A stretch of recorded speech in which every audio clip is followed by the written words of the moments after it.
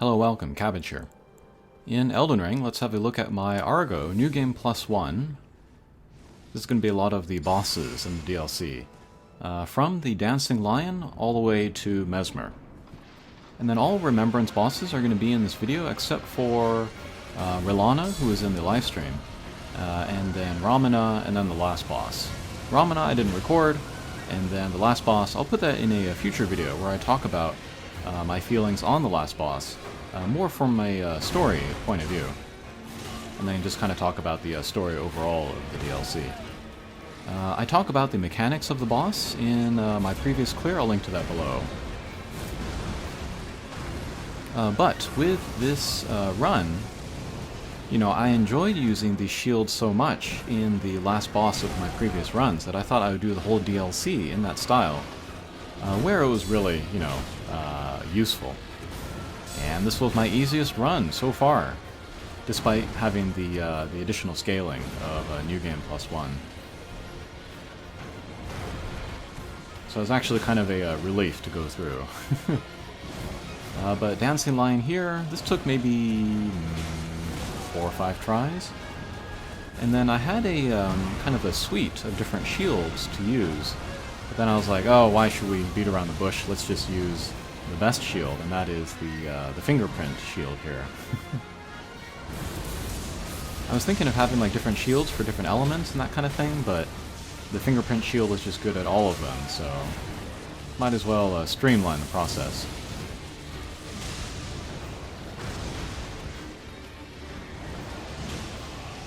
And then one of the main weapons I'm going to be using is the Golem's Halberd. That's a colossal weapon, so it will get extra like stance damage.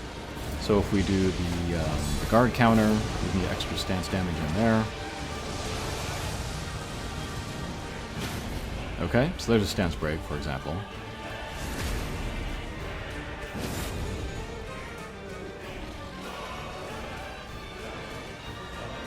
And I think the first couple times I was playing the Dancing Lion here, I was waiting too much for the guard counter. But this run, I was just more aggressive, you know? Do more jumping attacks or dashing attacks or whatever. And then when the Dancing Lion starts to attack, then I can block. And then we got the clear there.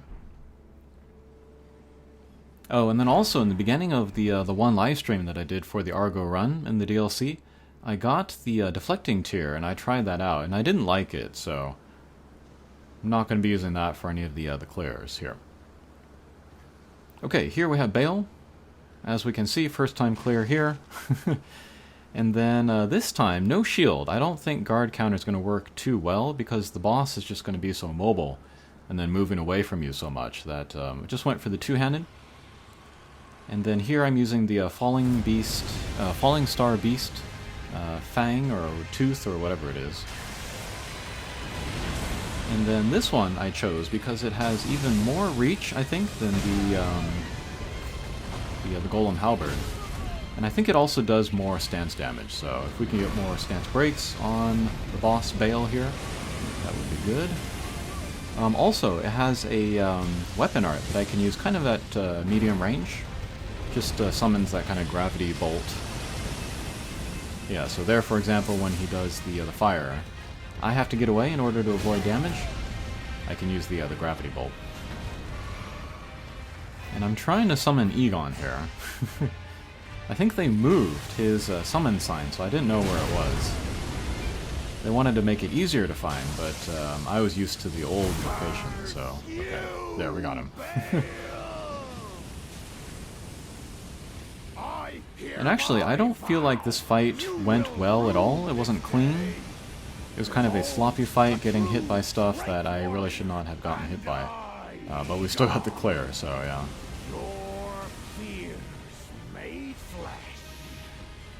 Oh, and then, like this Argo character, you know, he's focused on spears or halberds. I made a semi-exception here for this Falling Star Beast Claw, but it does pierce damage. And I thought that that was good enough to call it, you know, a spear or a halberd. No other colossal weapons that I know of have the pierce damage as kind of their main, so I went with this. I wanted the extra range. That's kind of the most, the biggest thing about using it. Okay, we're getting into phase 2 here. But yeah, I think we can see by looking at the fight that a shield will not be super duper useful. And then guard counters, maybe it would be too much out of range to take advantage of that.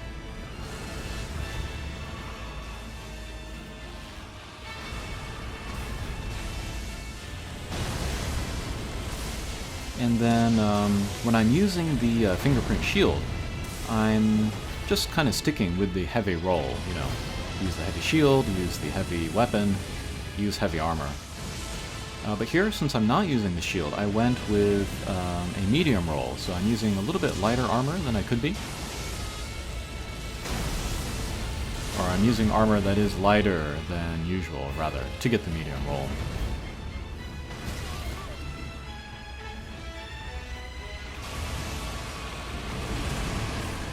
Alright, there, finally I learned that you can do the back roll on his grab, and then you'll end up right in front of his head, and you can hit his head.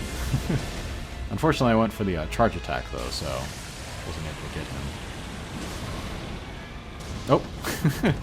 We broke his stance just as he was about to jump into the air, I think, so we cancelled the attack. That's very helpful. I could have gotten the critical hit, but I was too far away from the head, so I just did a couple of charge attacks.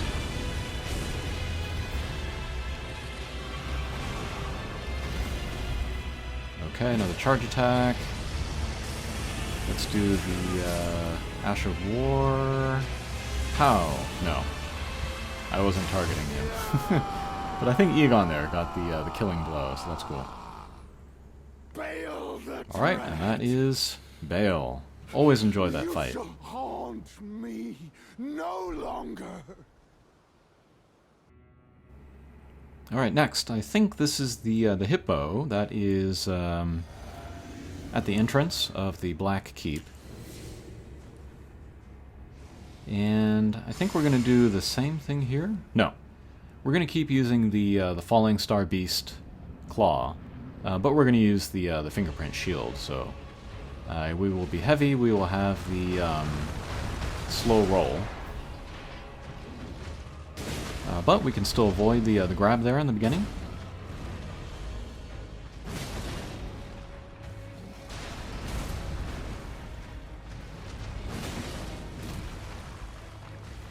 And then when I see an opening, we'll do an attack. And let's get the critical hit. But yeah, the bosses were much easier using this Great Shield. Kind of makes me want to go back through the base game, focusing on a Great Shield and a guard counter build.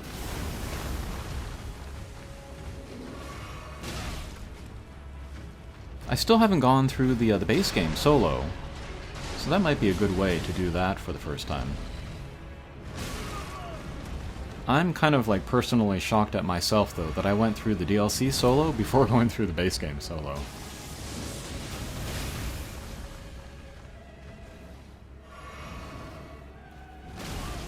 But actually, it might be worth going through with Argo.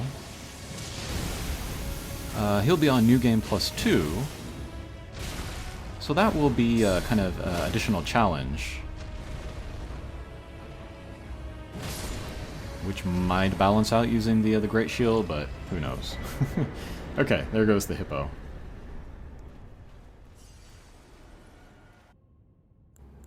Alright, next, I think this is Jory, down in the Abyssal Forest. And this is going to be easily the weirdest fight that I've had against him. But here's my usual buffing routine. Eat the crab, drink the physic, do the golden vow.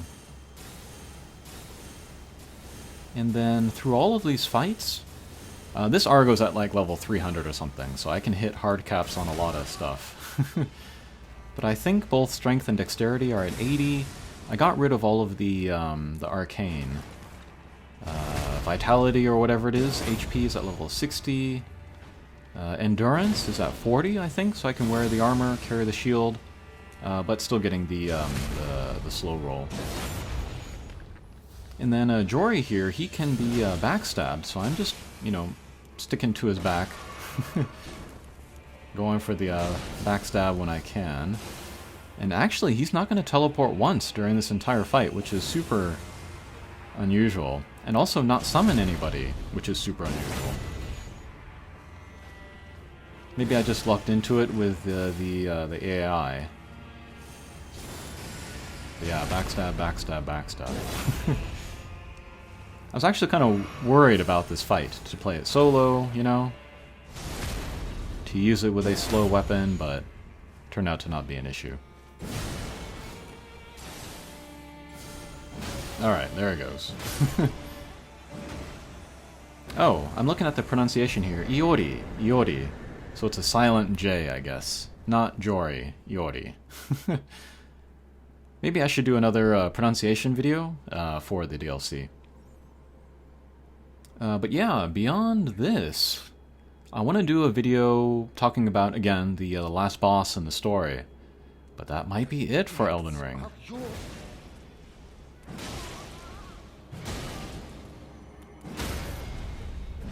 For the near future, at least, yeah. Okay. Here, let's go into Midra's Manse. Let's fight Midra.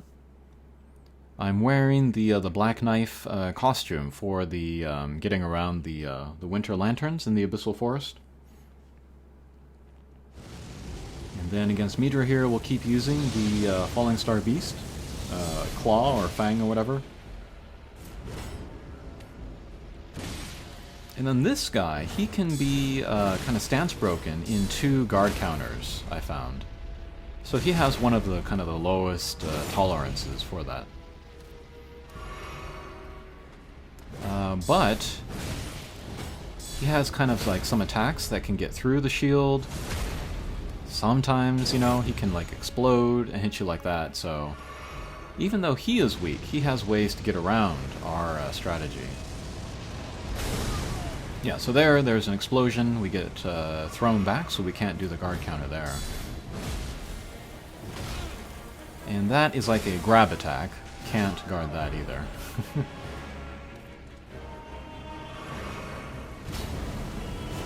Alright, there's another kind of knockback, you know?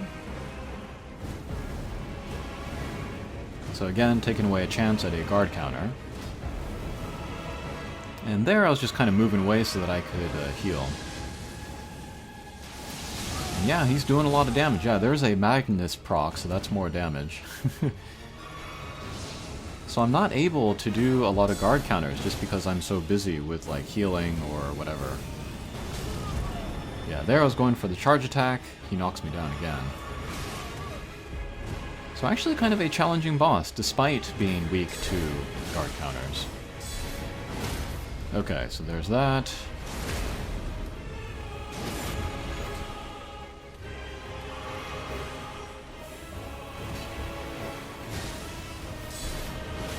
Okay, there's a guard counter. There's another. Yeah, so kind of depends on like what attacks the boss is using, whether it gives me a chance at guard counters or not. Yeah, but that's like another knockover. Okay, 2 quick guard counters there, and another critical hit, take down the boss. Yeah, I've said this before though, but great boss, one of my favorites. Great song, great arena. Love it all. Okay, here, let's look at the Putrescent Knight. Down near St. Trina. And here I'm using of course, the Fingerprint Shield, and then I'm going back to the Golem's Halberd.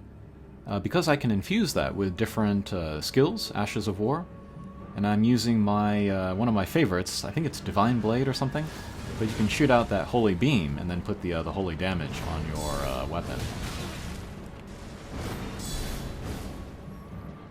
And yeah, Putrescent Knight, this is one of the bosses that I typically struggle with most. But I was able to beat it solo here, so I'm very happy about that. But Putrescent Knight is a little bit difficult because with his attacks, he's kind of like going through you or beyond you. So a lot of the times he'll be out of range of the guard counter. I'm trying to get in damage here, but I'm not getting it. And he frostbites me, so that's like some set damage, and then I take more damage from future attacks. Okay, Holy has worn off, so I want to refresh that if I can. But he's giving me some chances at guard counters here, and a critical hit. Rats. I beat him without refreshing the Holy damage, but that's okay. Okay, and then we can advance Tielie's quest by doing this. Alright, here we have the Erdtree avatar. And then here again, using the golem's halberd, infuse it with fire. Fire does extra damage here. And the shield was very effective here.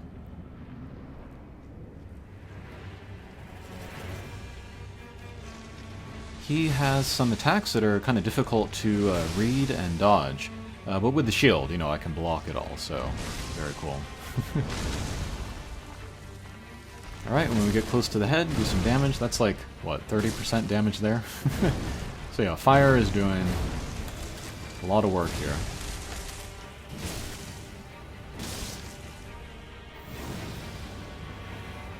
That's the grab.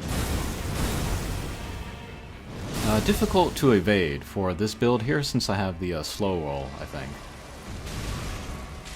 But one thing that I was doing is that when I could really rely on guard counters, guarding, but not any of Ash of War, I could put on the Bloodhound step and then evade people that way. So I could kind of get around not having a medium roll or a fast roll, just use the Bloodhound step instead. It's kind of a plain way of playing, you know, you're not using the fancy Ashes of War to attack and do damage, but kind of a more, yeah, orthodox way of fighting. Alright, and then there, in the second phase of this boss, we saw kind of the triple charge, you know? Those are difficult to dodge, but with the shield, no problem at all, so yeah.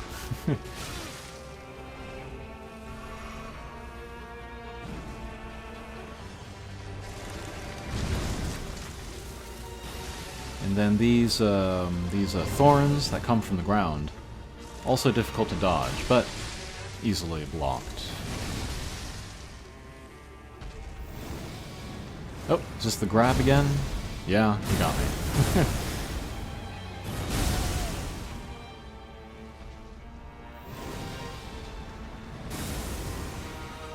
Alright, and then there are these beams, also easily blocked. But with those kind of thorn attacks, I was finding that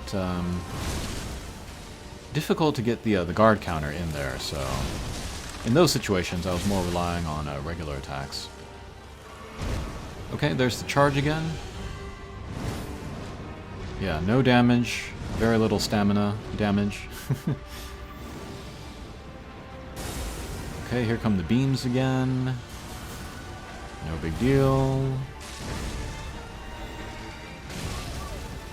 Yeah, this is definitely one of the longer fights, just because I'm trying to find openings to get in damage.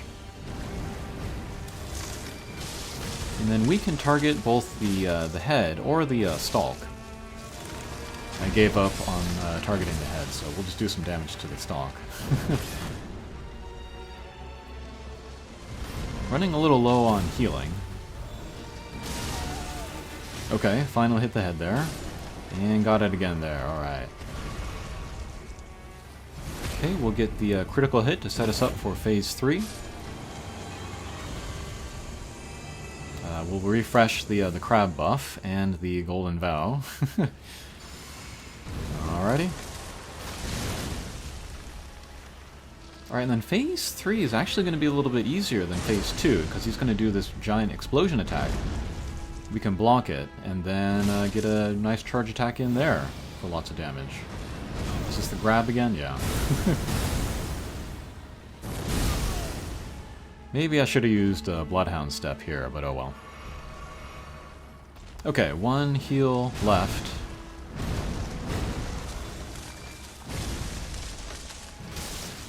Okay, get an attack there. And the explosion again. I'm like, thank you. And then multiple explosions, but we can block them all, no problem. And jump attack, take them down, alright. But yeah, seriously, you know, if you want to play easy mode, Elden Ring, try the Great Shield. And if you know me, you know that I like kind of tanky, sort of methodical styles of play in all games that I play, so this was really cool to experience here. Okay, next, let's go against Gaius. And yeah, using the shield on this guy and the guard counter is going to be very, very effective, as we shall see. But here I do have the Bloodhound step. So there I was able to dodge the charge. Guard counter, block the kick, guard counter, stance break, critical hit. Alright.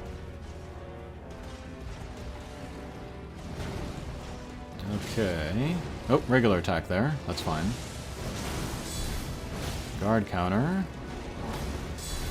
Guard counter. Still got lots of stamina.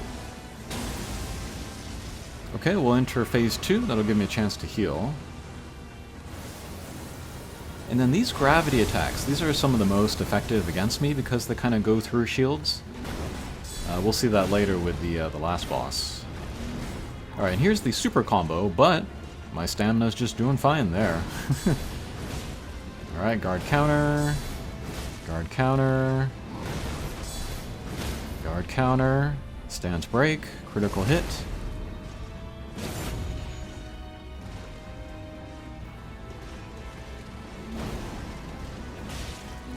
Okay, regular attack. Guard counter.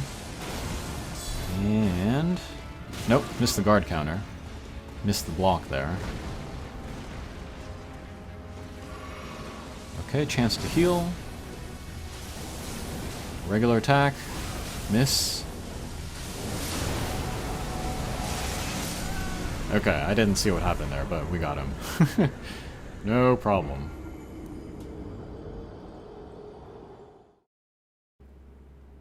Alright, next we have Metyr, Mother of Fingers. She actually looks kind of tough, solo. I feel like her attacks, they cover a big, they have big hitboxes, whatever. They cover a lot of space. But with the shield, no problem. Okay, so there's a headbutt. Get a guard counter in there. One swipe, two swipe, guard counter. Okay, hit with the fingers from the sides. Okay, guard counter, stance break. Critical hit. And I feel like the window for the critical hit is shorter on Mother Metyr than other bosses. Laser. Guard counter.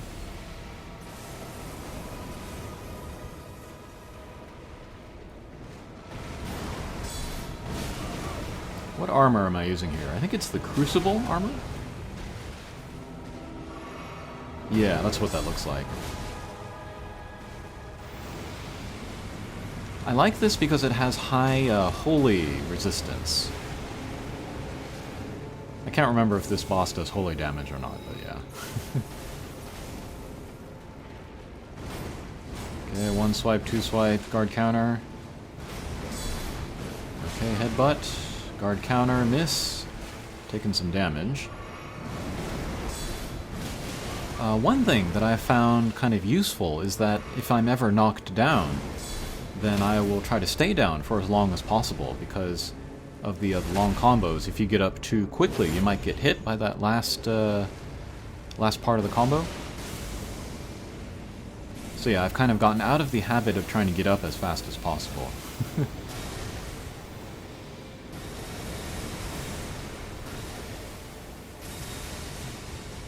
Alright, there's an AoE attack, but we can block it with ease.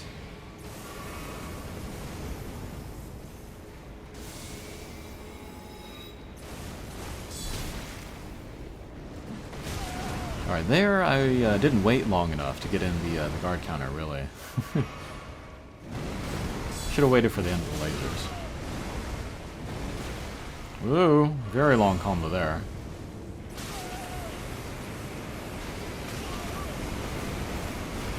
This is a cool attack with the big orb and the lasers coming out. Really like the look of that. Lots of knockback here too, though. Are you done? Okay, but not a lot of damage to me.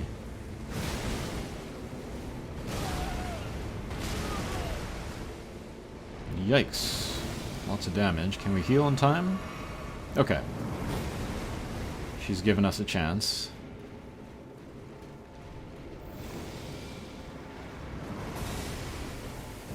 Okay, guard counter. Regular attack, rather.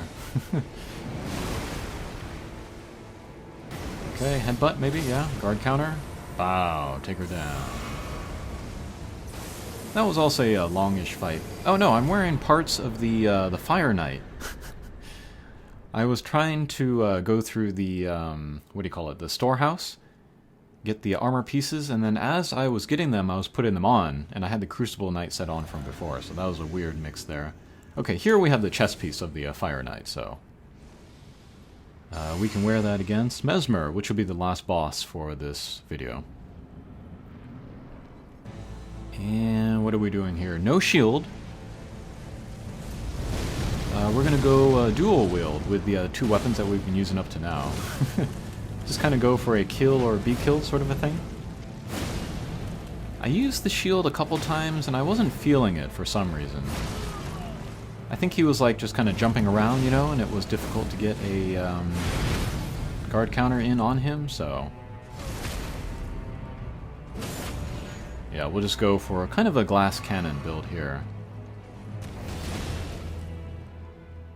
Can't remember if I have the medium roll or the slow roll.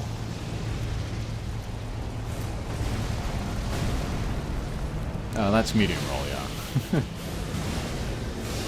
Okay, but try to roll through his attacks and then get some dual wield damage in.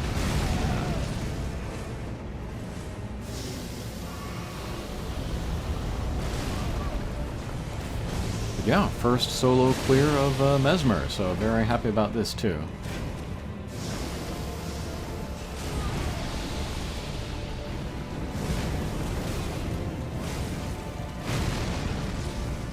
Yikes, almost dead there.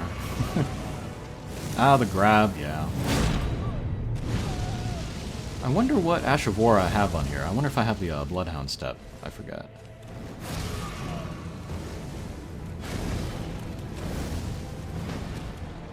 Okay, do some rolls. Okay. Jumping attack. Snakes. I can attack now. Oh, there he goes. Alright. Okay, so that was a bunch of bosses in the Elden Ring DLC. Solo in New Game Plus. Next video, I want to talk about the end of the DLC. Talk about the last boss in the story and all of that. Okay, thanks for watching, and we'll see you again. Take care.